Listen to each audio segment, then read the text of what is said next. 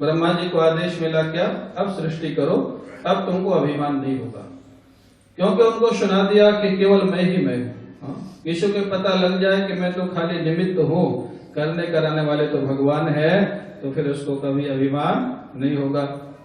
ब्रह्मा जी ने सृष्टि प्रारंभ की, उन्होंने संकल्प किया, ससर जाकरे अंधकामेश्रम अधकामेश्रमादकृत महामोहम च मोहम चात्मश्चाज्ञान वृत्तयः।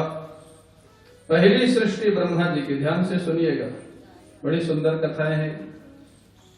दशमस्कंद की जो कथाएं आएंगी वो तो है ही है मधुर, लेकिन ये कथाएं भी जीवन से जुड़ी हुई। ब्रह्मा जी ने जो पहली सृष्टि की, सर्वप्रथम सृष्टि, वो अज्ञान की सृष्टि हुई। अभी अभी ज्ञान का उपदेश सुना भगवान नारायण से, चतुश्लोकी भागवत। और पहली सृष्टि हुई तो अविद्या, अस्मिता, राग, द्वेष और अभिनिवेश, अज्ञान की जो 5 वृत्तियां हैं, इनका निर्माण हो गया, सृष्टि हो गई। और ये क्या संकेत देती है? ये दुनिया जब से बनी है तब से ज्ञान और अज्ञान दोनों साथ साथ चल रहे हैं, और जब तक रहेगी चलेंगे।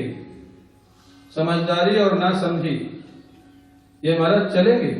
आप कहेंगे सब 100% एजुकेटेड हो जाएंगे तो ना समझी खत्म हो जाएगी, मैं ऐसा नहीं मानता। एजुकेशन अलग बात है और आई को होना अलग बात।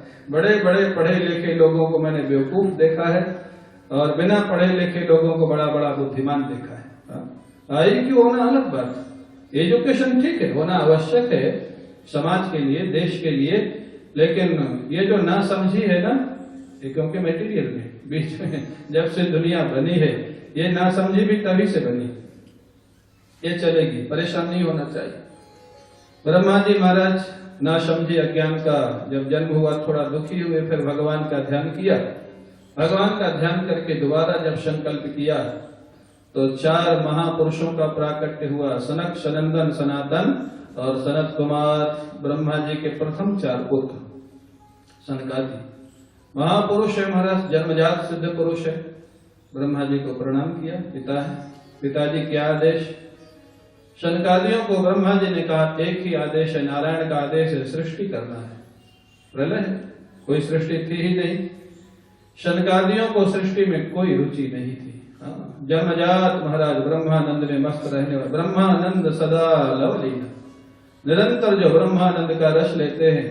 सृष्टि माने प्रवृत्ति, किसी भी तरह की प्रवृत्ति, जहाँ जिसने ब्रह्मा का अनुभव कर लिया, ठाकुर का अनुभव कर लिया, वो प्रवृत्ति में पड़ा है तो एक सोचने की बात है। ईश्वरीय प्रेरणा हो अलग बात है, वो अपवाद है। लेकिन अन्यथा व्यक्ति, हमारे महाराज जी कहते हैं, जिसको आपने मिथ्या समझा, अगर उसको बढ़ाने में लगे हुए हो तो मिथ्या समझा कहाँ है, और अगर मिथ्या समझा है तो घटाने बढ़ाने की जरूरत क्या है। मिथ्या अगर मिथ्या माना है तो उसको घट जाए कि बढ़ जाए, उसमें फर्क क्या है। और अगर बढ़ाने में ही लगे हुए हो तो अभी आपने मिथ्या समझा नहीं, खाली बोलते हो, अनुभव नहीं किया। तो सृष्टि, सनकादियों को सृष्टि में, प्रवृत्ति में कोई रुचि नहीं। पिताजी का अपमान तो नहीं किया, लेकिन प्रणाम करके सम्मान पूर्वक मना कर दिया, पिताजी हमसे इस आदेश का पालन नहीं होगा। हमारे गुरु जी कहते हैं, देखो ब्रह्मा जी की पहली संतान, और वो ब्रह्मा जी की बात माने कि नहीं माने? हाँ ना तो बोलो, नहीं माने। तो आपका बेटा आपकी बात न माने तो दुखी मत होना, सोच लेना हम भी ब्रह्मा जी के बराबर। और मान जाए तो सोच लेना ब्रह्मा जी से ज्यादा अच्छे। दुखी नहीं होना। ये जो सारी कथाएं हैं, क्योंकि कोई किसी की पूरी बात नहीं मानता, न बेटा मानता है, न भाई मानता है, न पति पत्नी मानते हैं, पूरी बात कोई। क्यों? हमारे गुरु जी कहते थे एक मशीन हो और दूसरा चैतन्य हो तो पूरी बात माने। भाई आपकी गाड़ी है, कार है, आप जैसे चाहो चलाओ, जब चाहो खड़ी कर दो। दूसरे की अपनी भी बुद्धि है, मन है, सोच है, तो 100% आपके अनुसार कैसे चल सकता है? आशा रखना ही बेवकूफी। ये कथाएं सिखाती। ब्रह्मा जी के प्रथम 4 पुत्रों ने ब्रह्मा जी की बात नहीं मानी। तो आपकी न माने तो सोच लेना ब्रह्मा जी की बराबरी है, मान जाए तो सोच लेना ब्रह्मा जी से ज्यादा ही अच्छे। अगर दुखी क्यों होना, आनंद में रहो। 2 ही तो होगा, या तो मानेगा या तो नहीं मानेगा। अब ब्रह्मा जी की बात नहीं माने, भगवान का आदेश से सृष्टि करना, ब्रह्मा जी को थोड़ा रोष आ गया। मेरी बात नहीं मानते, 4 बेटे हैं, मैं अकेले कैसे करूंगा? रोष आ गया तो भ्रुकुटी टेढ़ी हो गई, चेहरा लाल हो गया। जब गुस्सा आता है ना, हमारे गुरुजी से किसी ने कहा, महाराज हमको गुस्सा बहुत आता है, कोई उपाय बताओ। गुरुजी ने कहा कि मिरर, दर्पण साथ में रखा करो। आजकल तो रखते ही होंगे। बोले उससे क्या होगा महाराज? बोले जब गुस्सा आवे तो अपना चेहरा देखा करो। उससे क्या होगा? बोले तुम्हारा चेहरा गुस्से में कैसा बन जाता है, ये देख के तुम्ही को हंसी आ जाएगी। गुस्सा गायब हो जाएगा। क्योंकि व्यक्ति चेहरा तभी देखता है जब खुश होता है, गुस्से में कोई चेहरा देखता नहीं। लेकिन ध्यान रखना, दूसरे को गुस्सा आया हो तो उसको शीशा मत दिखाना। नहीं तो तुम्हारा मिरर भी तोड़ेगा, तुमको भी तोड़ेगा।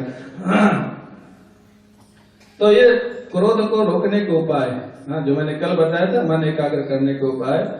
नासिकाग्र को देखो, कुंभक प्राणायाम कर लो, मिरर देख लो, चित्त बदल जाएगा, गुस्सा कम हो जाएगा। टेम्परेरी उपाय है, परमानेंट नहीं है, टेम्परेरी। अब महाराज उनको गुस्सा आया, जब ब्रह्मा जी को भ्रुकुटी टेढ़ी हो गई। टेढ़ी भ्रुकुटी के मध्य से नील वर्ण का कुमार प्रकट हुआ। वो जन्म लेते ही रोने लग गए, इसलिए उनका नाम पड़ गया रुद्र भगवान, रोदनाथ रुद्र। बोलिए रुद्र भगवान की।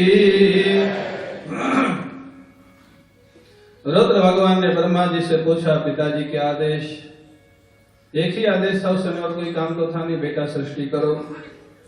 भगवान शंकर ने संकल्प किया सृष्टि का। क्या सृष्टि हुई जानते हो? भूत प्रेत पिशाच प्रकट हो गए। अब कुछ खाने को तो था नहीं, सृष्टि और थी नहीं, उनको भूख लगी, ब्रह्मा जी को खाने दौड़े। ब्रह्मा जी ने बोला, बेटा तू सृष्टि मत कर, तू रहने दे। अब उनका काम ही सृष्टि नहीं। भोले बाबा का काम तो संहार है। जिसका जो काम नहीं उसे करवाओगे तो यही होगा। बोले तुम ऐसे शांति से रहो, तुम सृष्टि मत करो। ब्रह्मा जी ने फिर महाराज 10 मानस पुत्र प्रकट किए, उनसे भी जब काम नहीं बढ़ा, बहुत दुखी हुई। ब्रह्मा जी के शरीर से जब बहुत दुखी हुए, भगवान का स्मरण किया। ब्रह्मा जी के शरीर से एक दिव्य जोड़ा, एक कपल प्रकट हुआ, जिसको स्वयंभू मनु और शत्रुपा कहते हैं। ये सृष्टि कैसे हुई? मानवीय सृष्टि। अब साइंटिस्ट अलग ढंग से मानते हैं, हमारे शास्त्र अलग ढंग से, थोड़ा फर्क है, लेकिन एक दिन हमारा विश्वास है कि साइंस भी इसको स्वीकार करेगा। वो लोग तो बोलते हैं कि बंदर से मनुष्य बना, ये बोलते हैं, मैंने ऐसा सुना। बंदर से मनुष्य बना, कैसे बना? बोले पूंछ घिस गई और मनुष्य बन गया। मैंने कहा अगर ये ऐसे कोई अच्छी सृष्टि है, तरीका है, तो वृंदावन में तो बहुत बंदर है, बड़ा परेशान कर, इनकी भी पूंछ घिस कर मनुष्य बना तो कुछ काम भी करेंगे, उपद्रव कम हो जाएगा। पता है यहाँ 6 गार्ड लगाए गए बंदर भगाने के लिए। उन गार्डों का नाम रखा गया anti monkey guard. Anti monkey guard. बंदर भगाने के लिए लंगूर बुलाया है, गार्ड बुलाया है, तब आपके चश्मा सुरक्षित है। नहीं तो रोज चश्मा निकलेंगे आपके। और एक सज्जन तो यही निकालिए डर के, यहाँ अंदर नहीं आएगा। तो एंटी मंकी जो है ना, ये बंदर यहाँ के इतने उपद्रवी है, आप कल्पना नहीं कर सकते। आपका मोबाइल छीन ले, चश्मा छीन ले, पर्स छीन ले। और एक नया काम अब शुरू हुआ है, जो ब्रजवासी बच्चे हैं छोटे छोटे, उन्होंने बंदरों से सेटिंग कर रखी है। क्या सही बात है, विनोद की नहीं है। वो सब बिस्कुट और केला लिए खड़े रहते, विद्यापीठ चौराहा, बनखंडी चौराहा। किसी का चश्मा ले जाए, वो उनको बोलते हैं हम दिला दें। वो बच्चे पूछते हैं हम आपका चश्मा दिला दें, 200 रुपया दो अगर लेना है। वो 200 रुपये बच्चों को देते हैं, बच्चे बंदरों को केला देते हैं, बंदर बच्चों को चश्मा वापस दे देते हैं। बंदर को केला मिल गया, बच्चे को रुपया मिल गया, आपको चश्मा मिल गया। तीनों का काम तो तीनों, सेकंड कितनी बढ़िया। तो ये जो ठाकुर जी के ब्रज की लीला है, ये कहीं आपको मिलेगी नहीं। यहाँ बच्चे, बंदर, मनुष्य सब शामिल है लीला में। और ये चल रहा है हमारा। तो अपने प्रसंग पे आ जाए। सबसे पहला जो कपल है वो कौन है? स्वयंभू मनु और शत्रुपा। वो बड़े सुंदर हैं स्वभाव से, बड़े अच्छे हैं, समझदार हैं। ब्रह्मा जी को प्रणाम किया, पिताजी क्या आदेश? बोले बेटा सृष्टि करना है, एक ही आदेश, और कोई काम तो है नहीं, यही मुख्य काम है। स्वयंभू मनु ने कहा पिताजी आपने जो सृष्टि की वो मानसी सृष्टि थी, सूक्ष्म, उसके रहने के लिए जमीन की जरूरत नहीं। हम लोग जो सृष्टि करेंगे स्थूल सृष्टि होगी, रहने के लिए घर मकान की जरूरत होगी। पृथ्वी जल में डूबी हुई है, हिरण्याक्ष ले गया। आप पहले पृथ्वी को जल से बाहर निकाल के स्थापित करें, फिर हम लोग सृष्टि करें। पिताजी समझे ये बालक अच्छा है, बुद्धिमान भी है और काम करने के लिए तैयार भी है। ब्रह्मा जी ने भगवान से प्रार्थना की, प्रभु अब सृष्टि का उद्धार तो आप करो, मैं कैसे लाऊं पृथ्वी को ऊपर। भगवान से प्रार्थना की ब्रह्मा जी ने, तो ब्रह्मा जी के नासिका से एक सुंदर जंगली वराह का बच्चा प्रकट हुआ, आकाश में गया और भयंकर गर्जना करता हुआ विशाल रूप में प्रकट हो गया। बोलिए वराह भगवान की, वराह भगवान की, प्रेम से बोलिए वराह भगवान की। अब वराह भगवान जैसे प्रकट हुए, भयंकर विशाल हाथी का रूप धारण कर लिया और प्रलयकालीन जल राशि में कूद गए। जहां हिरण्याक्ष ने सृष्टि को चुरा के रखा था वहां पहुंच गए। इधर हिरण्याक्ष गदा लेके सब तरफ घूम रहा था कि कोई मेरे को लड़ने वाला मिले। नारद जी मिल गए, बोले भाई कोई लड़ने वाला बताओ, नहीं तो तुम ही लड़ो। जो लड़ने वाले लोग होते हैं ना, उनको जब तक कोई मिले ना बड़ा मुश्किल हो जाए, स्वभाव है लड़ना। नारद जी बोले भाई मैं बता देता हूँ, तुम्हारे घर में गए तुमसे लड़ने वाले, अभी अभी गए, जाओ वहीं जाओ, तुम्हारे मेरे घर में मेरे से लड़ने वाला, इतनी हिम्मत किसकी पड़ गई? बोले जाओ अभी पता लगेगा।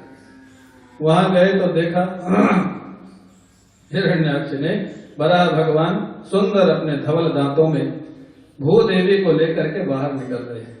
वो आपने चित्र देखा होगा, चित्रावली में वराह भगवान पृथ्वी को लेकर बाहर निकल रहे हैं। जोर से हंसा, जहास चाहो वन गोचरो मृगहा। अरे देखो देखो जंगली वराह का दुस्साहस, मेरे यहाँ से चोरी करके जा रहा है। इसका दुस्साहस देखो। हे जंगली सुअर, पृथ्वी को छोड़ दे, नहीं तो तेरे प्राणों की रक्षा नहीं होगी। वराह भगवान कुछ बोलते नहीं, धीरे धीरे पृथ्वी को लेके आगे बढ़ रहे। वो पीछे से अब शब्द बोल रहा है, गाली गलौज कर रहा है, कोई जवाब नहीं। क्यों? इस घटना से क्या सीखना? सभी प्रश्नों का जवाब देना आवश्यक नहीं होता है, कहीं कहीं मौन रहना भी आवश्यक होता है। कोई जरूरी नहीं, अपना काम कर रहे हो, कोई अनावश्यक प्रश्न पूछ रहा है, नो रिप्लाई, कोई जवाब देने की जरूरत नहीं। और एक बात क्या सीखना, देखो अपना जो शरीर है जो भगवान ने बनाया, इसमें भी बड़े सुंदर सुंदर शिक्षाएं हैं। शरीर में कान 2 हैं और जीभ 1 है। अगर सीधे सीधे भी स्वीकार करें तो माने 2 गुना सुनो और 1 गुना बोलो। और अगर थोड़ा अच्छे से विचार करें तो 2 कान में 1 इंद्रिय है जिसको हम लोग बोलते हैं श्रोत्र इंद्रिय। 2 कान में 1 ही इंद्रिय है जिसको बोलते हैं श्रोत्र, और 1 जीभ में 2 इंद्रिय है। जीभ में रसना इंद्रिय भी है और जीभ में वाक इंद्रिय, जिससे मैं प्रवचन कर रहा हूं, बोला। जो वाक इंद्रिय है वो कर्म इंद्रिय है, जो रसना इंद्रिय वो ज्ञान इंद्रिय है। तो 1 जीभ में 2 इंद्रिय और 2 कान में 1 इंद्रिय, मतलब 1 और 4 का औसत है। 4 गुना सुनो और 1 गुना बोलो। लेकिन गांव में जब झगड़ा होता है ना तो बोलते हैं 1 का 4 सुना हुआ, उल्टा का। 4 गुना सुनो 1 गुना बोलो। हमारी सनातन संस्कृति कहती है स्वकार्यम साधयेत धीमान। बुद्धिमान व्यक्ति बोलता कम है, काम ज्यादा करता है। और आप अपना हिस्ट्री उठा के देख लो, जितने सफल लोग हुए हैं किसी भी क्षेत्र में, अध्यात्म में, राजनीति में, व्यापार में, वो अनावश्यक कभी नहीं बोलते हैं। अनावश्यक एक शब्द वो लोग नहीं बोलते हैं, कम से कम बोलते हैं, काम ज्यादा करते हैं, वही लोग सफल हुए। जो अनावश्यक दिन भर बोलते रहते हैं, मतलब वो कोई काम वाम करने वाले नहीं। मतलब आज से आप लोग क्या नियम रखोगे? 4 गुना सुनना और 1 गुना कम बोलना। हाँ? बोलो कम, काम ज्यादा करो। तो अब कथा के बाद भी, कथा में तो नहीं बोलते आप लोग, लेकिन कथा के बाहर भी कम बोलना। भोजन के समय, चाय के समय, कमरे में महाराज। लेकिन जब बहुत दिन के बाद मिलते हैं ना कोई, वो हिस्ट्री ज्योग्राफी चालू होती है। रात के 12 बजेंगे कि 2 बजेंगे। अब तोदी जी के कारण बहुत लोग आएंगे जो बहुत दिनों के बाद मिलेंगे। ठीक है, कोई बात नहीं, लेकिन फिर भी अनावश्यक नहीं बोलना। अब महाराज जब भगवान ने पृथ्वी को स्थापित कर दिया जल के ऊपर, काम पूरा हुआ, उसके बाद बोलना प्रारंभ किए।